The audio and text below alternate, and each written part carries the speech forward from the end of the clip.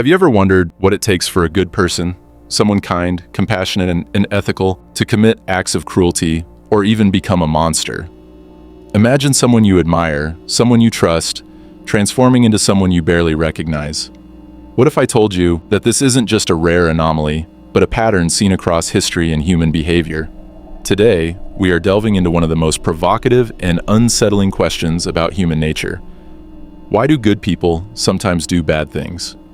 By the end of this video, you'll uncover the shocking mechanisms that push ordinary individuals into darkness.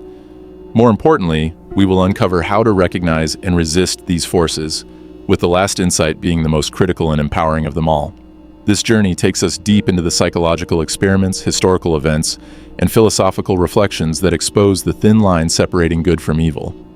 This is not just a story of others, it's a mirror that forces us to look inward and ask, what would I do in their place? Could I too be swayed by these forces? Stay with me, because what you'll discover today could fundamentally change the way you see the world and yourself. The Lucifer effect is a concept popularized by the psychologist Philip Zimbardo, who conducted the infamous Stanford Prison Experiment. What he revealed was profoundly unsettling. The environment we are placed in, the roles we adopt, and the authority we obey can twist even the most virtuous individuals into perpetrators of harm. Think about it. History is filled with examples of ordinary people who committed extraordinary atrocities. The guards in Nazi concentration camps, the soldiers who carried out ethnic cleansing, or even the bystanders who stood silent as horrors unfolded. All of these individuals were not born evil. They were, in many cases, regular people swept up in circumstances that unleashed the darkest parts of human nature. Why does this happen? The answer lies in a combination of psychological and social forces that shape behavior. First, there is the power of authority. Psychologist Stanley Milgram's obedience experiments in the 1960s showed that people would go to extreme lengths, even inflicting pain on others, when instructed by an authority figure. In his study, participants were asked to deliver electric shocks to another person who was actually an actor pretending to feel pain. Shockingly, most participants continued administering shocks, even when they believed they were causing severe harm, simply because they were told to do so. Now, think about your own life. How often do we follow instructions without questioning them, whether it's from a boss, a leader, or even societal norms? What would you do if someone in a position of power asked you to compromise your morals for the greater good? Another critical factor is the concept of dehumanization. When we strip others of their humanity, labeling them as the enemy, subhuman, or less than, it becomes easier to justify acts of cruelty. This is a tactic used time and again in propaganda, war, and even everyday conflicts. It's easier to harm someone when you no longer see them as a person. Consider the language we use today in social and political discourse. How often do we see groups of people reduced to labels or stereotypes? Reflect on how this diminishes our empathy and connection, creating an us versus them mentality. But dehumanization is only part of the puzzle. Social roles and group dynamics also play a significant role. Zimbardo's Stanford Prison Experiment vividly demonstrated this. College students were randomly assigned to be either guards or prisoners in a simulated prison environment. Within days, the guards began to exhibit abusive behavior, and the prisoners showed signs of extreme stress and submission. What was shocking was how quickly the participants lost sight of their individuality and conformed to the roles they were given. This raises a critical question. How much of our identity is shaped by the role society imposes on us? Are we truly free to act as individuals, or are we subconsciously playing parts dictated by the systems around us? These forces, authority, dehumanization, and group dynamics, are not theoretical. They are active in our daily lives, influencing the way we think, act, and perceive others. We see them in workplaces, schools, social media, and even within families. Recognizing these forces is the first step in resisting them. But what about the tipping point? The exact moment when a good person crosses the line? That moment is often subtle. It begins with small compromises, a decision to stay silent when witnessing injustice, an agreement to follow along just this once. Over time, these small choices accumulate, creating a slippery slope that can lead to profound moral failure. Pause for a moment and think. Have you ever made a choice that went against your values because it felt easier or safer? What were the consequences? As we move forward, we'll explore how to recognize these moments before they spiral out of control. More importantly, we'll uncover how to foster resilience against these psychological forces. But first, let's confront an even deeper question. Are some people immune to the Lucifer effect, or is it a danger we all face? Let's now confront the question that lingers in the minds of many. Are some people truly immune to the Lucifer effect? The answer, as uncomfortable as it may be, is that none of us are entirely immune. Psychologists have long debated the role of personality in resisting corruption and moral collapse. While certain traits, such as strong empathy, self-awareness, and moral courage, may act as protective factors, the truth is that under the right, or perhaps the wrong, circumstances, anyone can fall prey to these forces. Think of it this way. We all carry within us the capacity for both great good and unspeakable harm. This duality is a recurring theme in literature, religion, and philosophy. Carl Jung, the renowned Swiss psychiatrist, described this as the shadow aspect of our psyche, the darker, often repressed parts of ourselves that we are reluctant to acknowledge. Have you ever felt a surge of anger or envy so intense that it surprised even you? Have you ever said or done something in the heat of the moment that you later regretted deeply? These are glimpses of the shadow at work. Left unchecked, this shadow can grow and manifest in ways that align with the Lucifer effect. But here's the hopeful part. Awareness is our greatest defense. By understanding the psychological mechanisms that lead to moral collapse, we gain the power to resist them. So let's delve deeper into how these forces operate in the real world and how we can counteract them. One of the most insidious mechanisms is something psychologists call moral disengagement. This concept, introduced by psychologist Albert Bandura, explains how individuals rationalize harmful behavior to avoid feeling guilt or remorse. For example, someone might convince themselves that everyone else is doing it, or that the ends justify the means. These rationalizations create a psychological distance between the individual and their actions, making it easier to justify wrongdoing. Consider how this plays out in everyday scenarios. A student might cheat on an exam, telling themselves it's just a one-time thing. A manager might treat employees unfairly, believing it's necessary to meet company goals. In these moments, moral disengagement allows people to act in ways that contradict their values. The antidote to this is what some psychologists refer to as moral vigilance, actively questioning our actions and their consequences even when it's uncomfortable. Am I justifying something that deep down I know is wrong? Another powerful tool is the cultivation of empathy. Empathy acts as a counterbalance to dehumanization. When we truly see others as complex, feeling individuals, people with hopes, fears, and dreams, it becomes much harder to harm them. This is why storytelling, art, and genuine human connection are so vital. They remind us of our shared humanity and break down the barriers that divide us. But what about the societal level? How do we address the larger systems and structures that perpetuate harm and enable the Lucifer effect on a grand scale? This is where the role of leadership and collective responsibility becomes crucial. History has shown us that charismatic leaders can either uplift or corrupt entire societies. Adolf Hitler, for example, manipulated fear and prejudice to justify atrocities. On the other hand, leaders like Mahatma Gandhi and Martin Luther King Jr.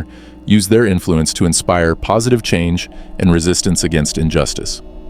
This brings us to a pivotal question. What kind of leader do we choose to follow? And what kind of influence do we exert on others?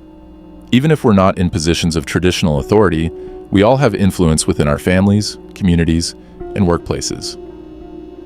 The question is whether we use that influence to promote compassion and fairness, or to perpetuate harm and division. As we examine these forces, authority, moral disengagement, dehumanization, and leadership, it's clear that the battle between good and evil is not just external. It's an internal struggle that each of us faces daily. But here's the empowering truth. Just as circumstances can lead people astray, they can also guide us toward extraordinary acts of kindness, courage, and integrity. The same mechanisms that create monsters can also create heroes. So how do we ensure we stay on the path of good? How do we cultivate the strength to resist the pull of the Lucifer effect when it arises? The answers lie ahead in the next section, where we'll uncover practical strategies for recognizing and resisting the forces that lead to moral failure. Remember, the final insight we'll explore is the most transformative of all, a realization that could change not only the way you see others, but also how you see yourself. To resist the forces that can lead us astray, We must first understand that awareness alone is not enough. While recognizing the psychological mechanisms of the Lucifer effect is a crucial step, we need actionable strategies to counteract their influence. Let's explore these strategies, beginning with the concept of moral courage. Moral courage is the ability to act ethically and stand up for what is right, even in the face of fear, opposition, or personal loss. It's what drives someone to speak out against injustice, to protect the vulnerable, or to admit a mistake when it would be easier to stay silent. But moral courage is not something we are born with. It's something we cultivate through deliberate practice and reflection. Think of historical figures like Rosa Parks, who refused to give up her seat on a bus, sparking a civil rights movement, or consider whistleblowers who expose corruption and wrongdoing, often at great personal cost. These individuals were not immune to fear, but they chose to act despite it. So how can we develop moral courage in our own lives? Start by identifying your core values, the principles that matter most to you. These might include honesty, compassion, fairness, or accountability. Reflect on times when you faced moral dilemmas. Did you act in alignment with these values, or did you compromise them? One practical exercise is to imagine yourself in challenging scenarios and rehearse your response. By visualizing these situations and preparing your actions, you strengthen your ability to act decisively when the moment arises. Another essential strategy is to build strong social connections with people who share your values. Surrounding yourself with supportive and principled individuals can act as a buffer against negative influences. These relationships provide a sense of accountability and encouragement, making it easier to resist the pressures of conformity and authority. But what about when we're confronted with systems or environments that seem designed to erode our morals? This is where the concept of situational awareness becomes vital. Situational awareness involves recognizing the subtle cues and dynamics that shape behavior. Pay attention to group norms, what is considered acceptable or expected in a given environment.